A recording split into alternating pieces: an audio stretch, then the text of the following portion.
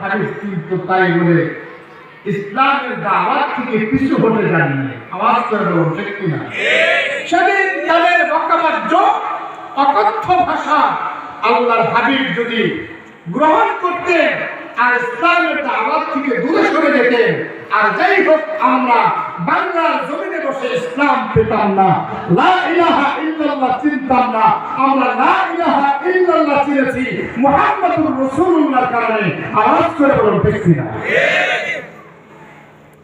আল্লাহর হাবিব বিশ্বনবী দাওয়াতের বিষয় অব্যাহত রেখেছেন, নিজের জীবনকে বাজি রেখেছেন।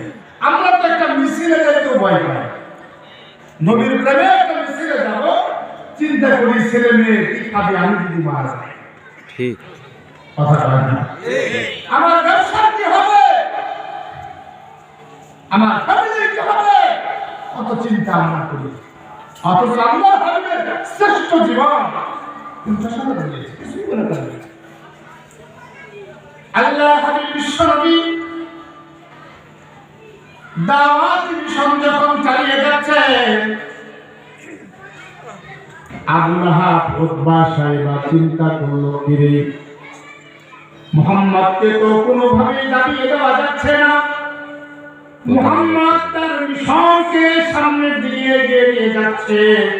এবার তারা মুহাম্মদ রাসূলুল্লাহকে প্রস্তাব করলো, মুহাম্মদ কেন তুমি আমাদের বাপ দাদার ধর্মে চুনকালি দাও? মুহাম্মদ তুমি কি চাও বলো, যদি তুমি বলো তোমার টাকার প্রয়োজন, আমরা মক্কার সেরা ধরি তোমাকে বানায়া দিব। যদি তুমি বলো তোমার নেতৃত্বের প্রয়োজন, গোটা মক্কার সেরা শ্রেষ্ঠত্ব তোমাকে আমরা বানায়া দিব, তোমাকে আমরা নেতা হিসেবে গ্রহণ করে নিব। যদি তুমি বলো নারীর প্রয়োজন, মক্কার সেরা সুন্দরী নারী আমরা তোমাকে গিফট করব। একটাই আবেদন, দয়া করে তুমি আমাদের বাপ দাদার ধর্মের বিরুদ্ধে কোনো কথা বলতে পারবে না। মুহাম্মদ রাসূলুল্লাহ সেদিন ইচ্ছা করলে এ ভাই একটা সংসদ সদস্য হওয়ার জন্য কতজন কত কিছু করতেছে, একটা মন্ত্রিত্বের অফারে কতজন কত দিকে যাচ্ছে। মুহাম্মদ রাসূলুল্লাহকে গোটা মক্কার লিডার বানানোর অফার দেওয়া হয়েছে, সারা ধনী বানানোর অফার দেওয়া হয়েছে। আল্লাহর হাবিব কি উত্তর দিয়েছেন? বিশ্বনবী ডাকতে বলেছেন, এ মক্কার লিডাররা শুনো,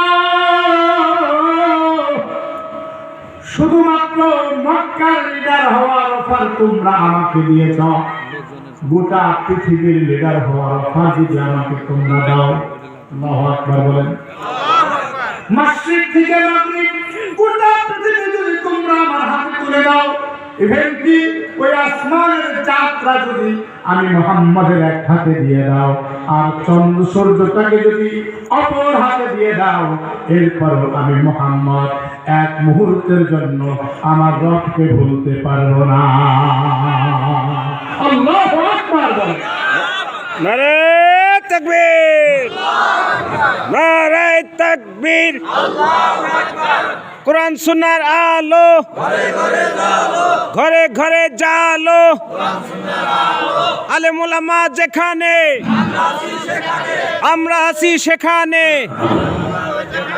নারে তাকবীর।